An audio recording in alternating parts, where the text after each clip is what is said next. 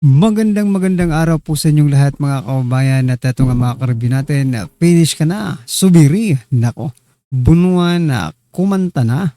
Yan po ang ating alamin mga kababayan sa video ito, pero bago po natin simulan yan, palike naman po ng video ito, malaking tulong po yan. Maraming salamat po at ito nga mga kababayan, simulan na po natin to. Pasok ka. Duterte na nakatiwangwang lang yan sa Manila Bay. Tapos sasabihin mo ngayon ka lang nakakita ng ganyan.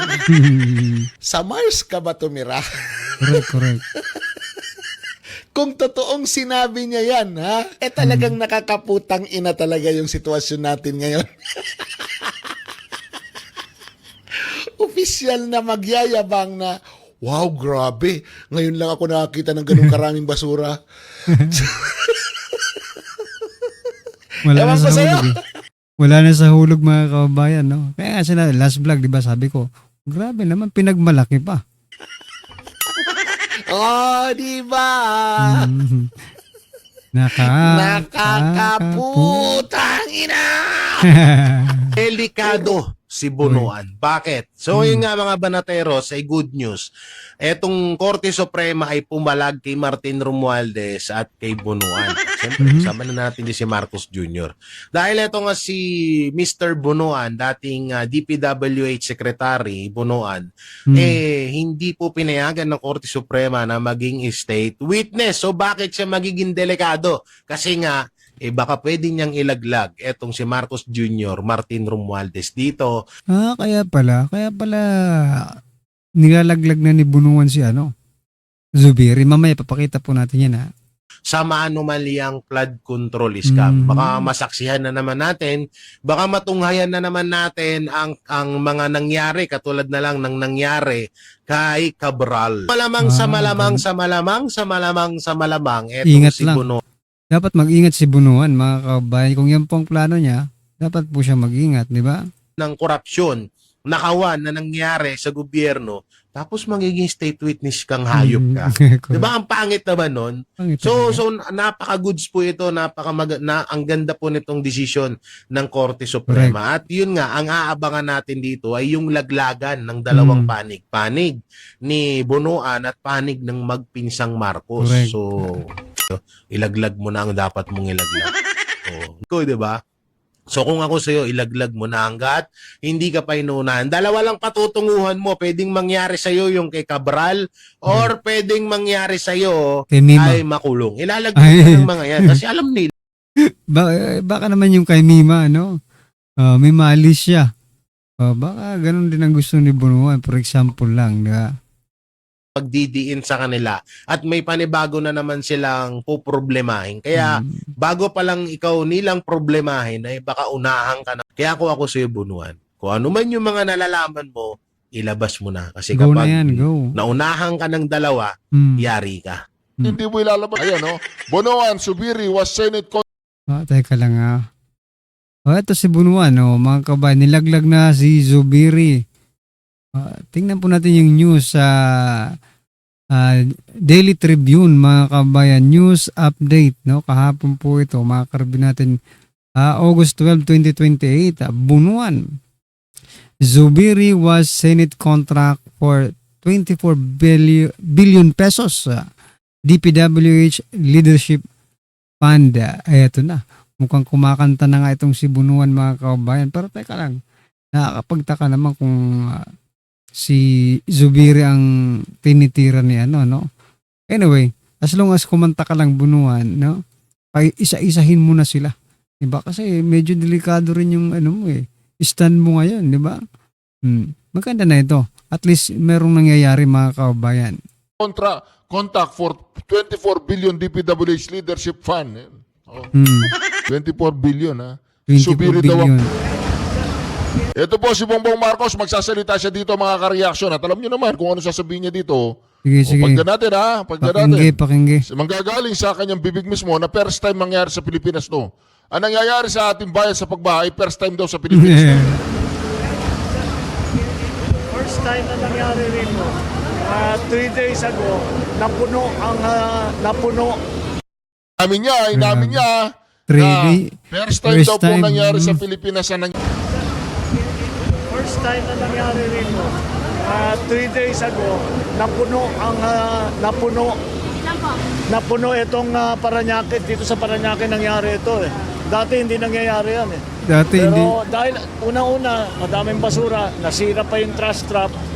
Tapos ang dami talagang bumagsak na tubig. Yung bumagsak na tubig in the last week is the equivalent of 1 month's rainfall. Ito mga kabayan, ito parang ini-interview siya pero parang nagre-report na rin itong si Marcos eh, no? Ang hilig-hilig mag-report mga kabayan. Alam na ng taong bayan yan na marami galagat na basura ang nandyan, binaha ang Pilipinas. Ano pang dapat mong sabihin, no? Hindi yan ang ini-expect ng taong bayan na gagawin ng isang pangulo. Tulong-tulong naman. Ayan.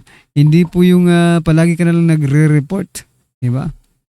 Kulang na lang sa'yo. Maging weather forecaster or ano ba? Diba? Almost 1 meter. Almost 1 meter. Kaya Detalyado ang kanyang parang nililecturean niya pa yung mga tao. Diba? I mean, ini-inform niya na ang daming basura dito. Almost 1 meter. Ay nako, President Bongbong Marcos Jr. Yan bang ina-expect ninyo sa isang pangulo mga kabayan? Mag-report? kaya tayo nakakaganto, nagka-problema tayo ng ganito. Anyway, you see the problem for yourself. Alright, thank you. Grabe. Grabe. 14 ng trial ng impeachment ni Sara Yun, Duterte. D14. Anong nangyari? Pag-usapan po natin to. Actually, kagaya nyo, ako rin po ay tinatamad na sa panoorin itong impeachment na ito. Sapagkat sa umpisa pa lang, actually bago pa mag-umpisa yung tanungan, alam mo na kung ano yung magiging kakahinatnan nito. Because itong testimonya ng kanilang testigo sa kasalukuyan ay halos pareho din lang ng previous testimony. They were supposed to identify certain documents at kagaya nga ng dati, inaangguluhan yung mga tanong para ipakita na may mga kamalian na ginawa yung si VP Sara Duterte. At basically, most of the documents at the facts that they have stated ng prosecution o tinatry na angguluhan ay mga bagay na alam na ng mga tao. Yung attempt nila na angguluhan ito, mabuti nila, mabilis din pumikap itong si presiding officer, Chis Escudero, at na-redirect niya yung usapan. Sabi ko nga, lumalabas yung pagiging abogado ni Chis Escudero.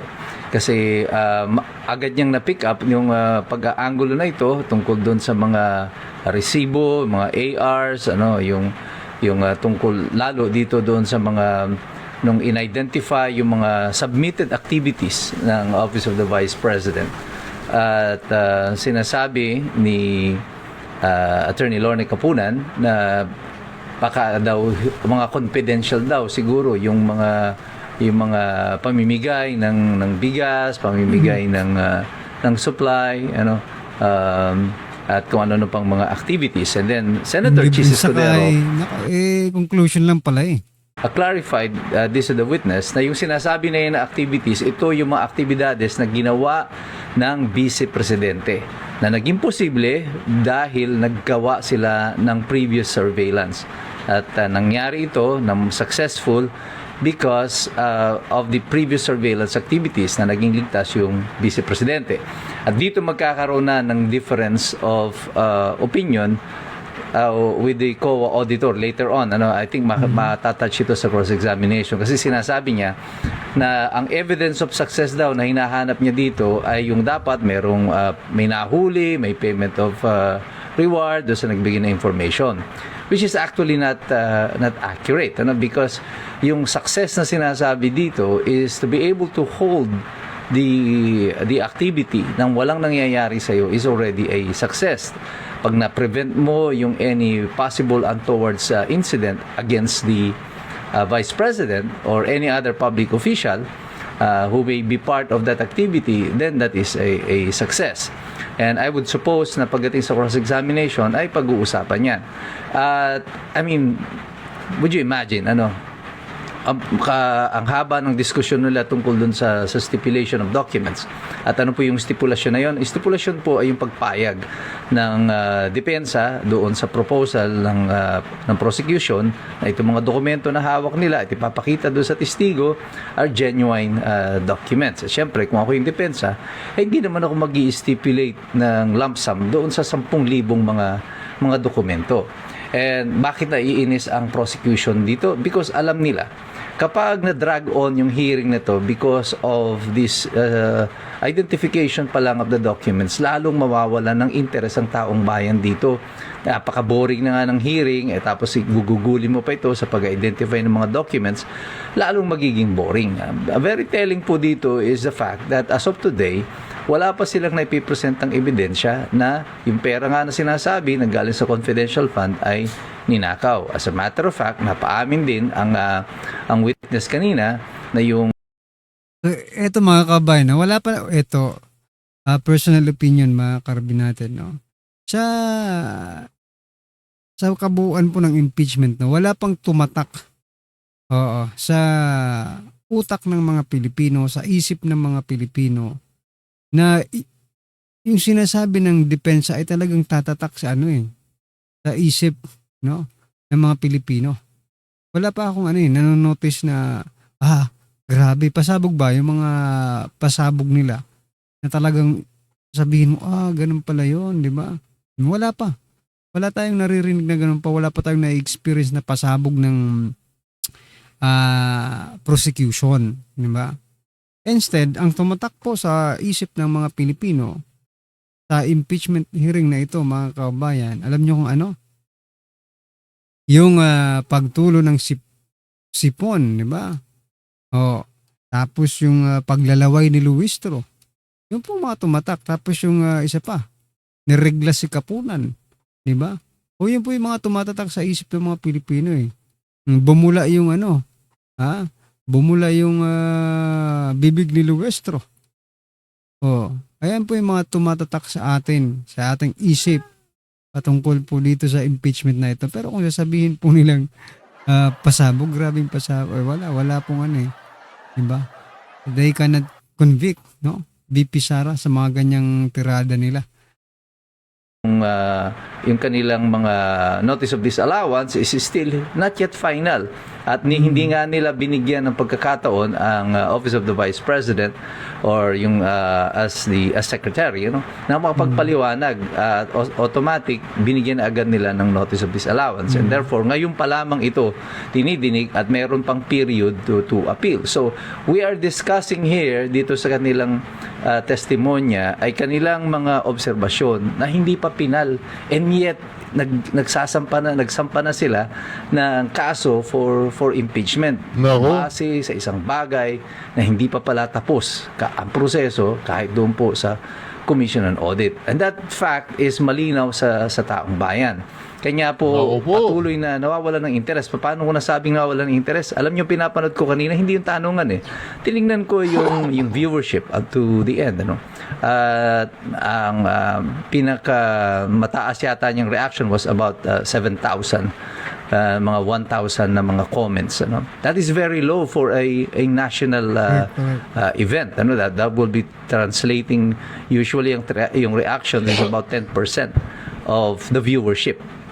So, probably wala pang 100,000 yung nanonood nito. Out of the population of 110 million, you've got 70,000. O probably, let's make a rounded off siguro na estimate dito. 100,000 ang nanonood.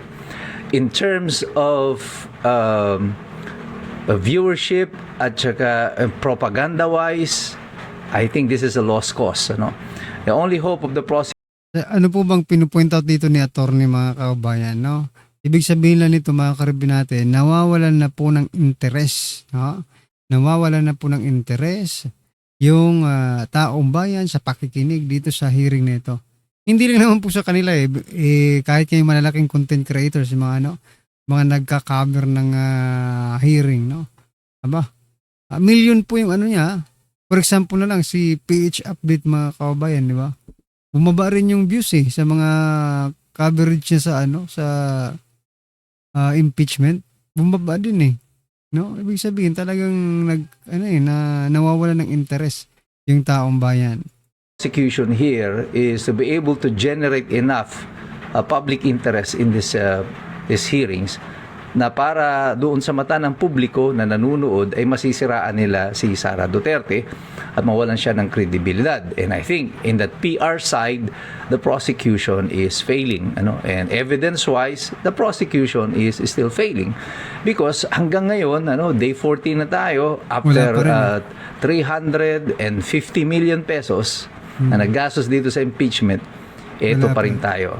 We will be spending more of this, ang identification ng mga documents na hindi naman babasahin ng mga senator judges, na hindi naman pagtsatsagaan panuorin pa ng mga taong bayan. And we are spending 25 million pesos for this. Sa gitna ng maraming mga problema ng bayan, sa pagbaha, sa mga nasira ng mga bahay, mga nawalang hanap buhay, libo-libong mga sasakyan, at mga oportunidad para sa lahat. Halos ngayon, yung mga nagibaan ng bahay, walang makakain, malalaman natin na gumagastos tayo ng 25 million pesos para dito sa mga ganitong klase ng investigasyon. Magkaka-interes ba ang taong bayan dito? Ako tingin ko, definitely not. Anong epekto nito? It's the prosecution's loss. If the public loses interest in this impeachment proceedings. Ako nga lamang po, alam nyo, kung hindi lang ako nakagawian ko na, o na parang naging obligasyon ko na nga ito sa inyo, na magbigay ng summary of what happened in the impeachment proceedings, hindi ko po talaga siya pagtsatsagaan na panuorin, kasi umpisa pa lamang, alam mo na agad kung ano ang ending nito. But nonetheless, we continue na pinagtsatsagaan natin na panuorin ito, tignan kung anong nangyayari. But ikayo po ang pinal na magdidesisyon nito. And I think majority of the people who are not watching, yung mga hindi nanunood, as a matter of fact, mapapansin ko na actually mas marami pang nanunood dito sa mga vlogs ang ginagawa natin kaysa doon sa nanunood sa actual na impeachment hearing. That shows you kung nasaan ang interest ng taong bayan dito. Because tayong mga Pilipino ngayon, sa lahat ng pinagdaanan natin before at pinagdadaanan natin ngayon, natuto na tayo at natututo na tayong mag-isip para sa ating mga sarili. Sapagkat patuloy tayong nakikilahok, patuloy tayong nagmamasid, patuloy tayong nag-aaral. Sapagkat alam nating lahat, mahirap makialam ang taong walang alam. God bless you, God bless us all. Mabuhay ang Republika ng Pilipinas. We are the resistance. Ni Sara Duterte. Anong nangyari? Pag-usapan po natin to. Nako, dito mga ka-reaction, ng respeto sa kanyang kapwa-abogada at talagang ininsulto po niya si Atty. Ferrer. Gusto raw niyang paluin, spanking. Sabi niya, grabe naman tong si Kapunan. Grabe You po are natin, under ha? cross-examination by the counsel for the respondent. Yes po, Your Honor. Nakakain na po kayo, ma'am? Opo, Your Honor. Thank you, ma'am. Attorney Christine, are you ready? Yes, Your Honor. You may proceed, ma'am, with the continuation of your cross-examination. Ito, nakakantok pero... We have a few manifestations, Your Honor. Sige lang. Please. A few minutes of? Few manifestations lang po, Your Honor. Yes, ma'am, you may do so. Actually, Your Honor, we would like to ask this court to not allow side comments like Side I was comments. about to spank her, yung mga I was about to lecture her kasi yung mga ganun ho, Your Honor. Wala ho yung lugar dito sa courtroom Correct, because we correct. are all lawyers here, we are all professionals. Panginginsulto yun no? Panginginsulto yun, mga kabayan. Hindi porket ikaw ang matanda dyan, gagawin mo na yun, Kapunan, di ba?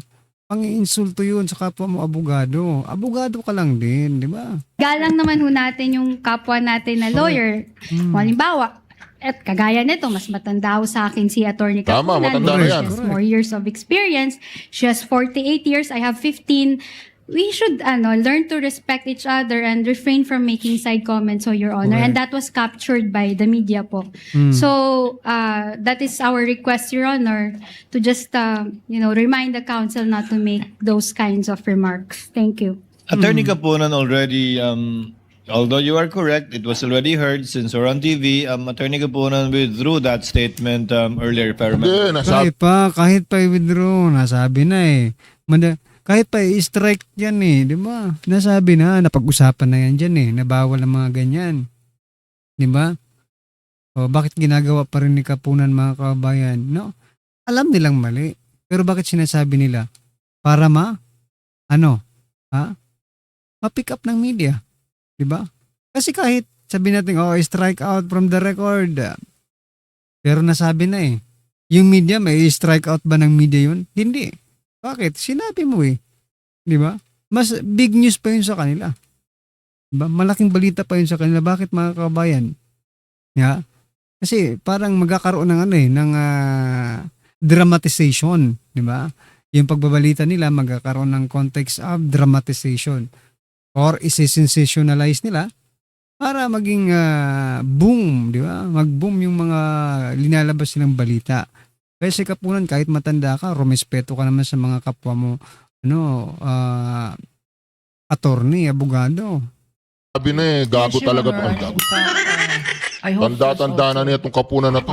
Oranggutan ka kasi. Correct. To behave. Thank you po. Yes. Thank you, Your Honor.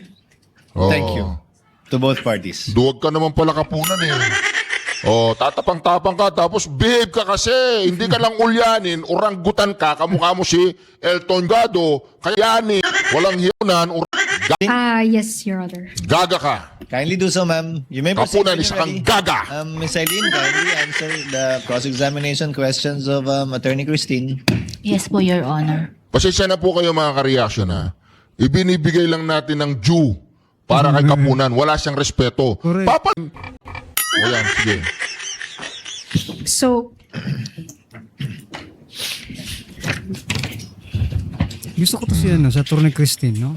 Simple lang Nako, ito po ang pero patuloy grabe. na galit ng mga taga Bulacan kasi sila po ay parang nakatira na para silang nature man. Kung wala si Bonan Gabu. Siyan umano ngayon ng ilang biktima ng malawakang pagbaha dyan sa lalawigan ng Bulacan na ibinoto nila si Pangulong Marcos Jr. Yeah. Noong nakaraang eleksyon, malaki ang kanilang pag-asa na bubuti ang kanilang pamumuhay sa ilalim ng Marcos Jr. administration. Ngayon pa lang kayo nagsisi? Pero kabaligtaran ito dahil mas mahirap ang kanilang sitwasyon ngayon. Hindi naman naiwasan na Grabe ikumpara yung stress, ng ilang no? biktima ng mga pagbaha ang Grabe yung pag-stress. Hindi naman. kasulukuyang administrasyon sa Duterte administration na totoong nagmamalasakit sa mga Pilipino sa panahon ng kalamidad. Report mula kay Harten Duterte Molina. pa rin. Ayan, Duterte pa rin. Sa gitna ng malawak na pagbaha sa ilang bahagi ng Bulacan, Bago po natin ituloy yan sa gitna ng bagbaha sa Bulacan, meron pong bagong sinabi dito si Bin. Muli, bibilang. Pakinggan natin. Ito muna. Seng, kabataan. Mga kababayan, Assalamualaikum warahmatullahi wabarakatuh. Madayaw mayong adlaw kaninyong tanan. Magandang araw sa inyo lahat. Isang mapagpalang araw sa ating kabataang Pilipino. Uy. Araw-araw, nasasaksihan ninyo sa inyong mga screen ang mga pandaigdigang krisis, bagsak bangon na ekonomiya, at gulo sa politika sa mismong sandali na nangyayari ang mga ito. Nilulunod kayo ng ingay, magkakasalungat na naratibo at mga pangako na bihirang magkatotoo. Ang ingay na ito ang nagdala sa inyong henerasyon upang maging lubos na Kumbaga mga kababayan, no? Hindi lang tayo nalulunod sa baha. Nalulunod po tayo sa mga pangako ng administrasyong ito. mapagmatyag, mapanuri, at laging nakabantay. Nako, tama. Ngayong International Youth Day, kinikilala natin ang temang Different Contexts, Common Aspirations. Magkakaiba man ang inyong kinakaharap na realidad, iisa ang inyong mithiin. Ang dissenting Common aspects, different aspiration, mga kababayan. Kumbaga, ito wala palagi kong sinasabi, pasimplihin natin mga kababayan. Yung sinasabi ni BP Sara, no? Kasi sinasabi ko rin to sa mga kaibigan ko sa mga kakilala ko, no? Sabi ko, we have different goals. I mean, different ways, no? But one goal, no? Iba-iba tayo ng pamamaraan pero iisa lang po mga kabayan ang goal natin. No? Ano po yun? Ang makaahon, siyempre. Ang makaahon tayo sa kahirapan. Di ba? Kahit ano pa, basta legal lang ha. Huwag tayong umano ng mga illegal legal. Siyempre, doon tayo sa legal mga kabayan. Kahit ano pa mang paraan yan na ginagawa mo ngayon, isa lang ang goal mo sa buhay. Ang makaahon sa kahirapan, makatulong sa pamilya. Yun yung goal mo no? Kahit ano pa yan, nag-fishball ka man, na driver ka, doktor ka, attorney, sundalo, lahat. Kahit nga tambay ka, isa pa rin ang goal mo makatulong sa iyong pamilya. No? So tama itong sinasabi ni BP Sara. Trabaho, dekalidad na edukasyon, at marangal na pamumuhay. Hinahangaan ko ang inyong pagbuo ng mga praktikal at malikhaing solusyon kagaya ng inyong inisyatiba para labanan ang climate change. Different ways, same goal pala yun. Different ways, same goal.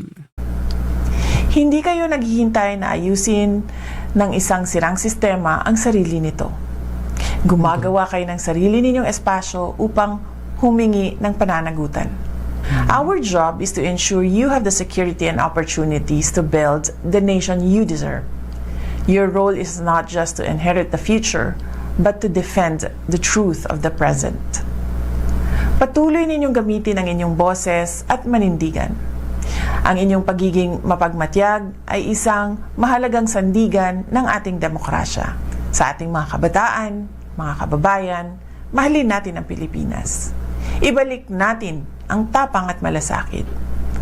Ang lahat ng ating ginagawa ay para sa Diyos, sa bayan, at sa bawat pamilyang Pilipino. Syukran. So, dito mga kabayan, naalala ko lang, no? Kasi, parang, kasi pinaalalahanan ni BP Sara yung kabataan, no? So, kung gagawin nyo rin naman yan, for example, na, diba, mag-voice out kayo, okay? Kung hindi rin naman kayo consistent, wala rin tayong mapapala dyan, no? No? What I mean is, consistency is the key, no? Yun ang talagang kahit anong gawin natin mga kabayan, kung isang beses lang natin gagawin, wala pa rin. Wala pa rin mangyayari kasi isang beses mo lang ginawa Dapat talaga, you must be consistent of what you are doing mga kabayan. Kasi, after all, may magkakaroon yan ng rewards, no? May rewards yan mga kabayan. Pag consistent mong ginagawa ang isang bagay, palaging may reward yan, no? Whether you like it or not, talagang meron niyang kalalabasan, magkakaresulta pa rin yan. Diba? Consistent lang tayo mga karibin natin. Pero, sa pagiging consistent natin, lagyan natin ng prinsipyo. Kasi yung iba mga kababayan, nawawala Like for example, mga karibin natin, yung mga dating Duterte vloggers, diba? For example, si Mima na lang, yung ginurgor mga kababayan, diba? Hindi siya naging consistent Although consistent siya sa pag-vlog. Pero sa prinsipyo, hindi po siya naging consistent. No? Tulad ng mga senador. Consistent sila sa trabaho nila, pero sa prinsipyo, hindi sila consistent. Kasi may mga bumabaliktad Ganun pa rin, di ba? Walang mangyayari sa atin. Kung consistent lang tayo dito sa kabila, wala rin mangyayari mga kababayan. Dapat naka-align yan para magkaroon tayo ng pagbabago, di ba? Yung naging witness, ikapitong witness po sa nagpapatuloy po na impeachment trial, na on appeal pa ang OVP sa Mother Commission, sa Mother Commission on Audit, doon po sa notice of disallowance. Tapos, bakit raw diniretso sa impeachment, on appeal pa, wala pa namang sinabi yung Mother COA mismo. Dean, anong tingin mo doon, sir?